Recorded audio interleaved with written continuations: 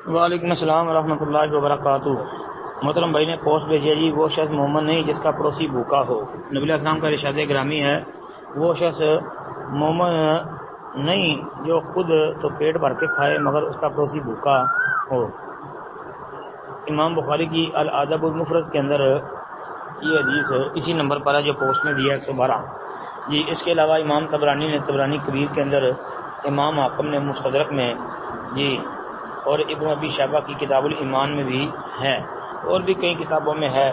تو شیخ البانی رحمۃ اللہ علیہ نے اس کو جو ہے وہ الادب المفرد کے اندر اور سیاح میں ان کے نزدیک تو یہ روایت ثابت ہے۔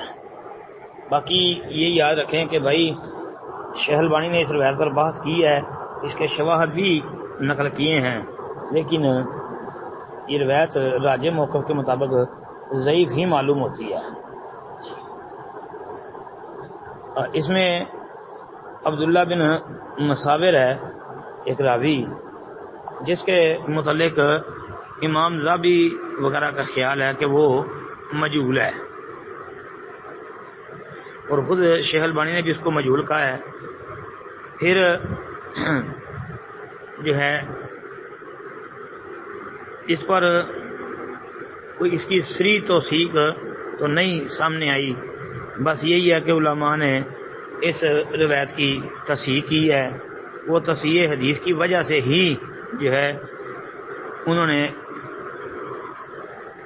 اس راوی کو حسن الحدیث شمار کر لیا، تو اس کی روایت کو جو ہے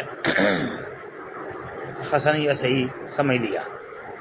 پھر یہ عبداللہ بن مصابر کو امام ذابی رحمۃ اللہ علیہ نے مجہول بھی کہا ہے، تو امام حاکم کی تصحیح کے ساتھ موافقت بھی کی ہے، لیکن اس کے جو شواہد بیان کیے ہیں وہ بھی کمزور ہیں۔ اور پھر امام ذابی رحمۃ اللہ علیہ کے متعلق خود البانی رحمۃ اللہ علیہ نے لکھا ہے کہ امام ذابی نے اپنی کتاب حقوق الجار، پڑوسیوں کے حقوق کے متعلق ایک کتاب لکھی ہے، تو اس کے اندر یہ روایت کے اوپر بحث کرتے ہوئے جو حضرت امیہ صدیقہ رضی اللہ عنہ اور انس رضی اللہ عنہ روایت ہے نا جی، انس رضی اللہ عنہ حدیث کے اوپر بحث کرتے ہوئے جو اس کا شاہد بنایا انہوں نے جی، اس کے اوپر بحث کرتے ہوئے امام ذابی رحمۃ اللہ علیہ نے یہ لکھا ہے کہ اس میں ایک راوی اسلم ہے، وہ ضعیف ہے، اس کو امام ابو زرع نے ضعیف کہا ہے، اور ساتھ یہ بھی لکھتے ہیں وہذا حدیث منکر، کہ یہ حدیث منکر ہے۔ تو بھائی صحیح بات تو یہی معلوم ہوتی ہے کہ روایت ضعیف ہی ہے۔ السلام علیکم ورحمۃ اللہ۔